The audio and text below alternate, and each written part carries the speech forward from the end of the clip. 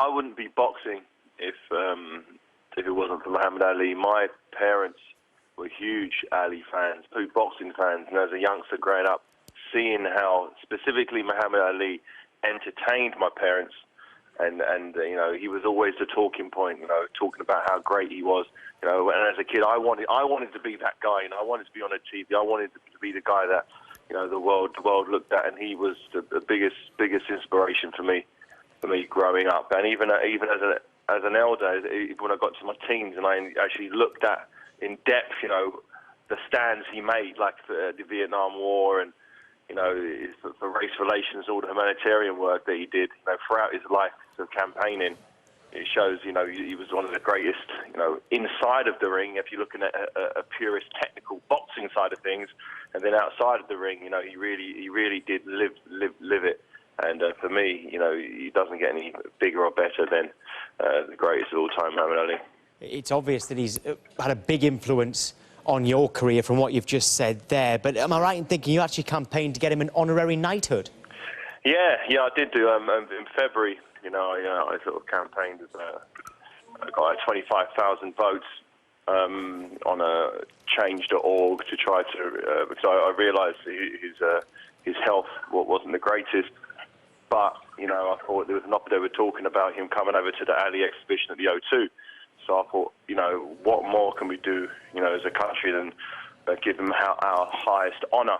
You know, we've given, you know, the likes of Kevin Spacey, Pele, Steven Spielberg, Bono an honorary knighthood, and Ali somehow slipped through the cracks. We haven't honoured this amazing human being who's touched so many people. You know, in the UK, he's spent a lot of time over here, and unfortunately, he didn't get through in time. I'm really gutted about that. But, you know, I'm not sure the technicalities of it can still be done, but if it could be, you know, I think, you know, looking at his body of work, as I said, inside and outside of the ring, there's nobody, I can't think of anybody else, any other human being on the planet who deserves, you know, the recognition from England. And we know that he was so much more than a boxer. You've touched on that already. But in the ring, how does the heavyweight division that he was competing in compare to any other era? Was it quite simply the hardest one to dominate like he did?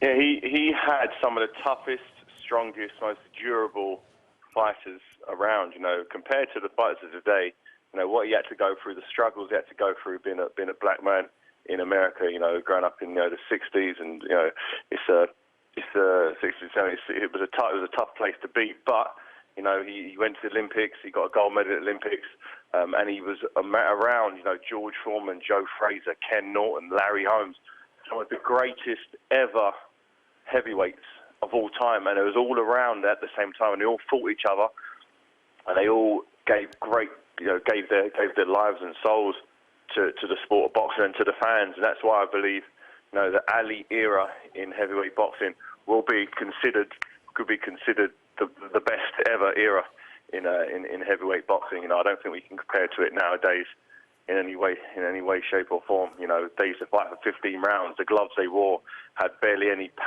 padding in it. It was a lot more physically tough. You know, the referee really let them fight.